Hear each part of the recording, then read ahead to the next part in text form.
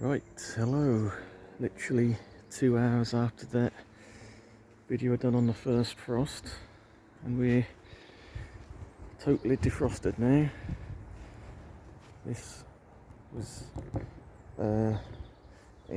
encased in ice, or frost at least, and it's totally cleared. The ground is soggy. So yeah, it didn't last long, which is good. But I've just done an update, the final part of Colocasia winter storage. So I thought I'd do an update on the Ensete red bananas. So originally I said I was going to dry store them, but then I changed my mind as I had a little bit of space in the summer house with the rest of the plants overwintering in here. So I just put some dry compost around them and pot them up. So that is the red Ensete banana there. So there's the two that I was going to dry store. Well, there's the two red, and I've got the green Ensete there, which has already started to push a bit of growth. Yeah, no, I did cut that a little bit short, I know. But yeah, so that's what they're looking like at the moment. I'm not expecting them to burst into life. I just want them to, instead of going completely dormant, they can just sort of tick over. And if they push a bit of leaf, then that's okay. That'll give them a head start next year.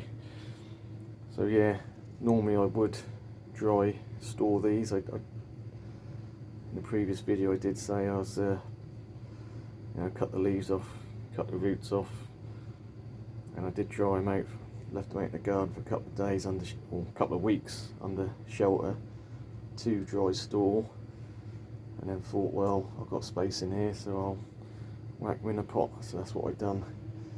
So just to remind everyone,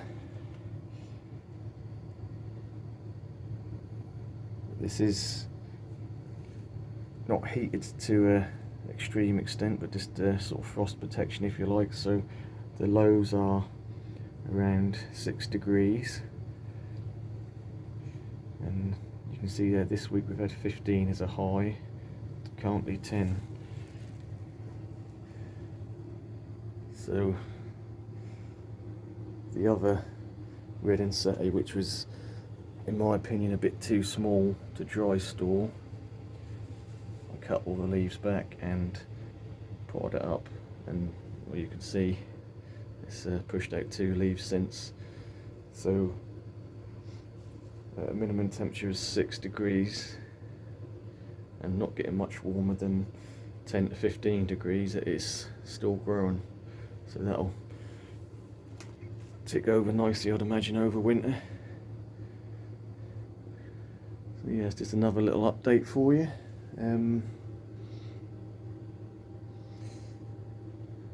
Feel free to message me if there's a particular plant you want updates on or whatnot.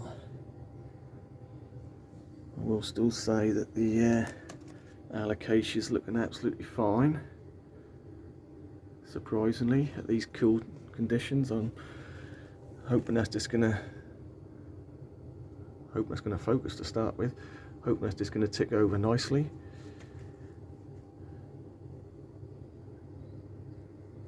Whereas that is the Alocasia Sumo, and I've got a Alocasia macrorrhiza there, which is a lot smaller and probably a lot more tender, but that seems to just be sitting there dormant as well, so I'm happy with that. Yeah, so in general, the palms, you know, they're just going to sit and not do much, but that's fine. I haven't got space to keep them growing indoors over winter. There's already a lot of stuff indoors, So I've got no problem with them just sitting there doing their thing. I don't think I've watered in here other than the cordyline here and the birds of paradise. I haven't actually watered in here for probably over a month, but doing the fact that it's going to be quite mild next week, I think tomorrow I'll come here and give everything a good water. Or, I mean, obviously I'll check each pot individually. I mean, this is dry to the touch, good couple of inches down, so I think a lot of these will be the same, so I will just give them a little splash of water just so they don't totally desiccate and dry out. That is the Cyathea cooperi, fast growing tree fern, slightly tender, which is why it's indoors. So in winters past I have kept it in a greenhouse, basically on the floor, so it's kept pretty cool. I do tend to, I probably let it dry out too much in the past. I do tend to sort of, the leaves dry off and then you sort of start from scratch in the spring, whereas hopefully I can keep all the leaves and keep it ticking over this year. But yeah, in general everything looks okay in here, exactly what I'd expect.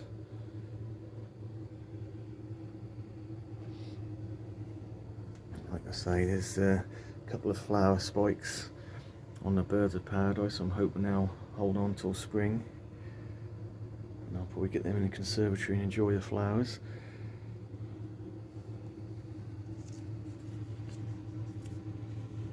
A nice agave.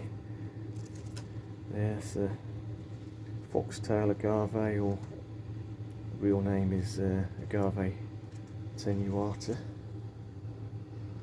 And that is soft, so that you're not going to get spiked from that. It's a really nice sort of grey pattern in the leaves. Really got on a decent bit of growth this year, considering we had a sort of hot summer at all. That's done okay. That is in the front garden, so that's just overwintering in here. They're definitely not hardy. They will rot off in our UK winters.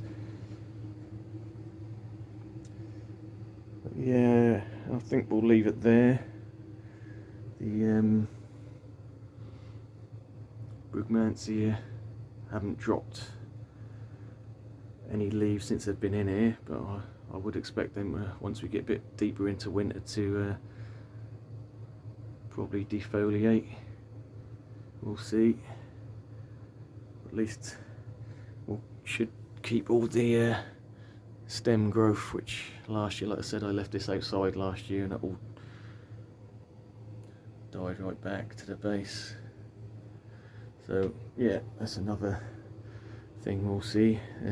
Every year I'll try something a little bit different to overwinter things. If something doesn't work or I don't get good result, then I'll just try something different the following winter until you find something that sort of works for you and the environment you can provide.